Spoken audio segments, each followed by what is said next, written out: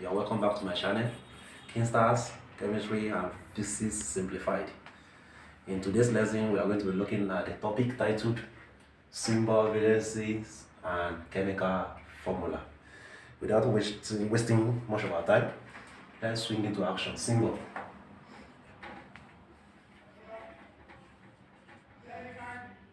What are symbol? What is a chemical symbol, right?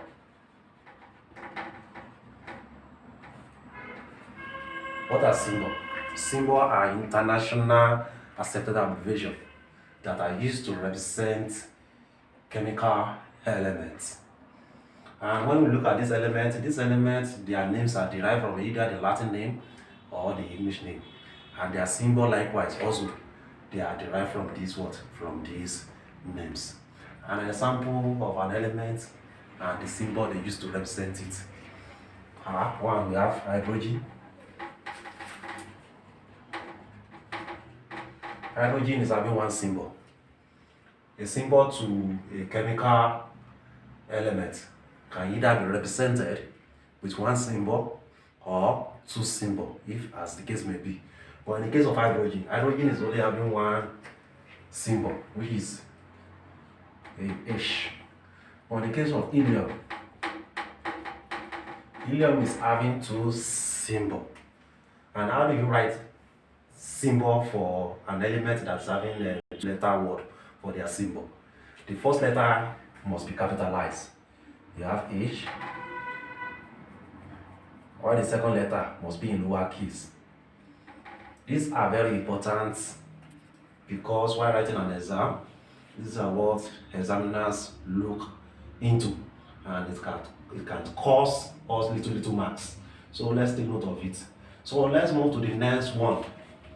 Valencies. Valency. What is valency? Valency is the combining capacity of an atom or radical. Combining capacity of an atom or radical. Is the combining capacity of an atom or radical. In other words, we can also say valency is the number of an electron an atom can a number of electrons that an atom can lose, gain, or share during what? During chemical combination. Number of electrons an atom can lose, gain, or share during chemical combination. During chemical combination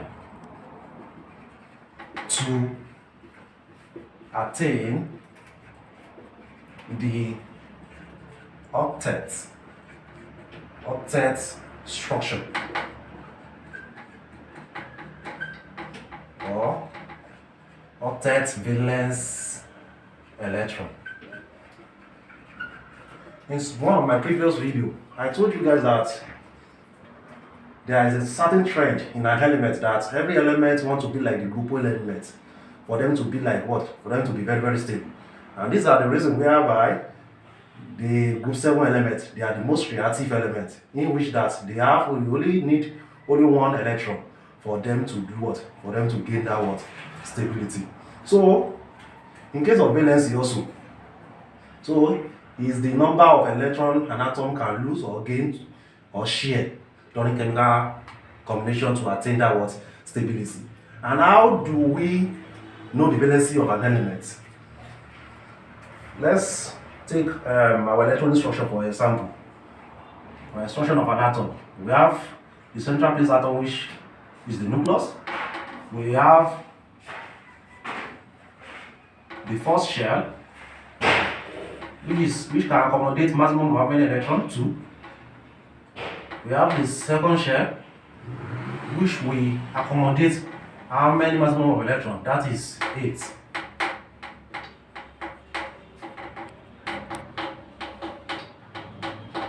So the outside electron is what we know as what we call the what? The valence electron. For us to know the valency of an element, if the valence, the electron at the outermost shell, is greater or equal to 4, number of electrons at this outermost shell, if it is greater or equal to 4, that is greater than 4 or equal to 4, what will now be the valency of that element?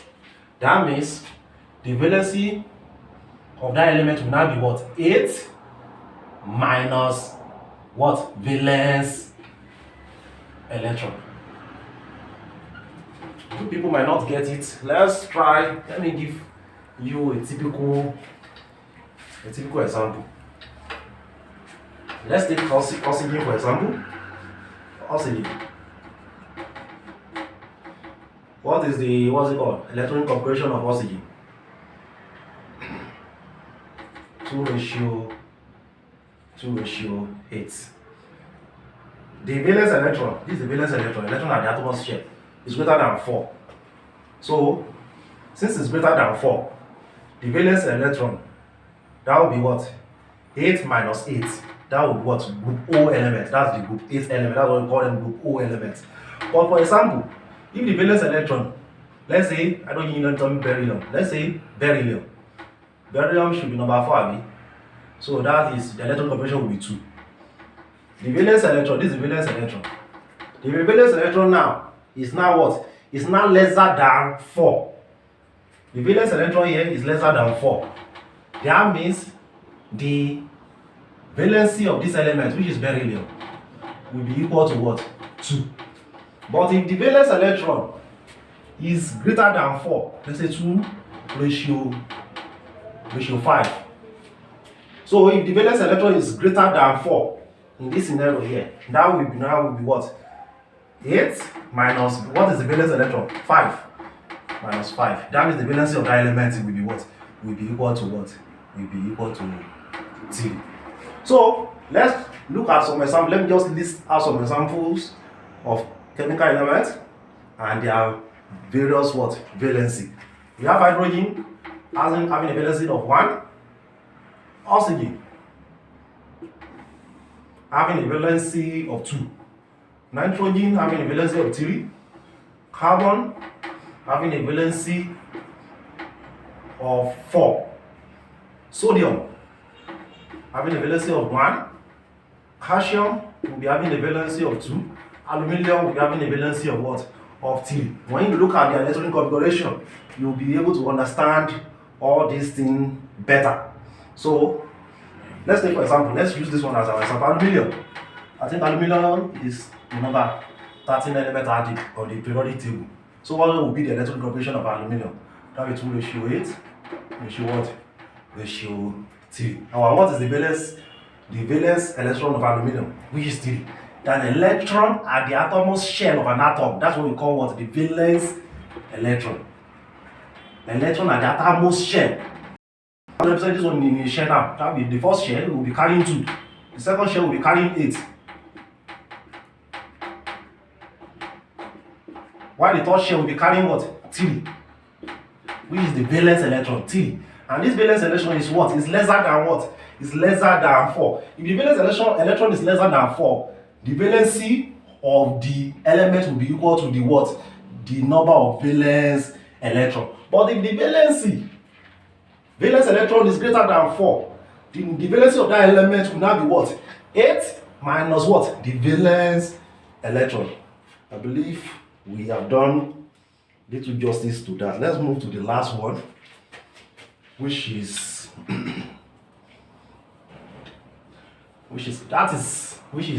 radical. What I just explained now is how the valency of major elements are discovered. But in case of radical,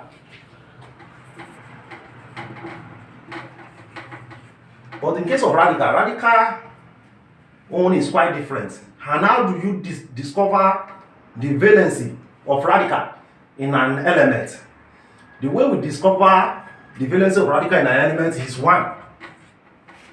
Is what? Number. Radical valency is discovered through net charge. Through net charge. And how do you get the net charge? Number 1. How to discover valency of a radical? Number 1. Valency of the radical is discovered in such a way that the number of hydrogen atom, that radical, is able to replace in an acid. If the radical can replace one hydrogen atom, you will refer to it as what? Monovalent. If it can replace 2 atoms, you call it what? Divalent. If it is 3 atoms, you call it what? Trivalent. 4, tetra, and so on and so forth like that. So let's use a typical example that we know, an acid. H2SO4. H2SO4 is an acid, a very, very strong acid. And this is a radical, SO4. How many hydrogen atoms can this radical replace? Is what? 2. Therefore, this radical is what? Is a divalent. It's a divalent. It's valency. It's having 2 valency. That's why any textbook you come across, when you see 4, you see something like this, 2 minus. The valency is what? Is 2.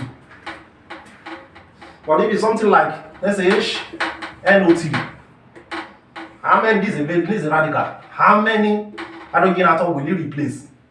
Is 1. This one is monovalent. And also HCl, another strong acid. Okay, let me say, no, not HCl. Let's say this CO3 is a weak acid. So how many hydrogen atoms will this radical replace? 1. It's only 1 here. So this one is also what? Monovalent. That is how to what's it called? That is how to discover the valency of what? Of radical. That's the first way of discovering what? The valency of radical. And the second way is its reaction. Its reaction to what? To form salts. Its reaction to form salt is another way whereby you can discover the what? The valency of what? Of radical. Okay, let's take for example we are having maybe aluminium reacting, let's say aluminium reacting with okay, let's say aluminium is reacting with SO4.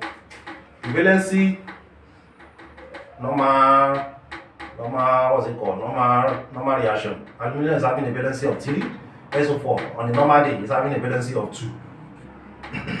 So when they come together, they extend their valency. Aluminium will be carrying what? Al2, while SO4 will be what? Will carry 3. So in this reaction, this SO4, the valency here is not 3, it's what? It's 2, because of what? It is able to do what? Replace 2 what? Hydrogen atom here. So that is how the valency of radical is being what? Is being discovered or is being known. So for major group elements, the way you discover their what's it called? Their valence is quite different from the way that of what radical is being what's called discovered. Let's now move to the what? Let's move to the last one, which is what? Chemical formula. What do we mean by chemical formula? The chemical formula it's what? It expresses the composition of what? Of substances by what? By by identifying the constituent elements. By identifying the constituent elements and the relative number of what? Of atom present. Relative number of atom present. It will show the constituents. What are the constituents? For example, if you have something like this, CH4, that's methane. Methane. So it will show the composition. What composition is this one? This 1:4.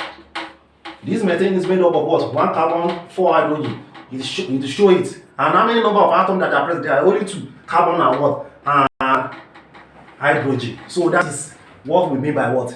By chemical. We have various chemical formula: ACl, H2O, which is water, HNO3, and so on and so forth like that. Formula. And formula, when we talk about chemical formula can either be in what? Empirical formula or what? Molecular formula.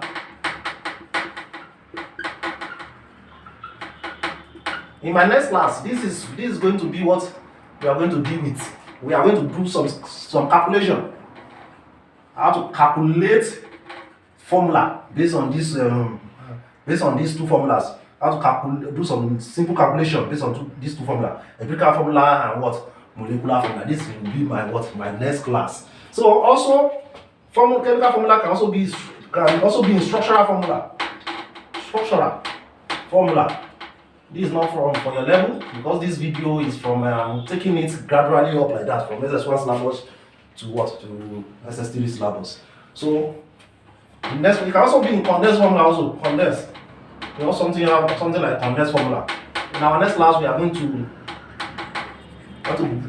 go in depth into all these things. But our major work in our next lesson is going to be calculation involving what? Empirical formula and molecular formula. So thank you for watching, and this is where I'm going to stop for today. In our next class, we are going to be doing calculation on what? Empirical formula and molecular formula. Please do well by subscribing to the channel Crystal Species and Chemistry Simplified. I will see you in my next class. Peace out.